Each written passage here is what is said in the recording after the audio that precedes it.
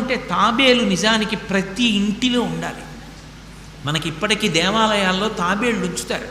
ప్రతి దేవాలయంలో తాబేలు ఉంటుంది. పూర్వం ప్రతి నూతిలో ఒక తాబేలు నుంచేవారు. ఎందుకు తాబేటిని ఉంచుతారో తెలుసా? తాబేటి యొక్క దర్శనము మంగళ దర్శనం. తాబేటి వంక చూస్తే మంగళం. అందుకే ఇంట్లో కనీసం తాబేలు బొమ్మ అట్టి ఉంచుకుంటారు. ఉంచుకుని ఒకసారి ప్రయత్నపూర్వకంగా దాని వంక చూస్తారు.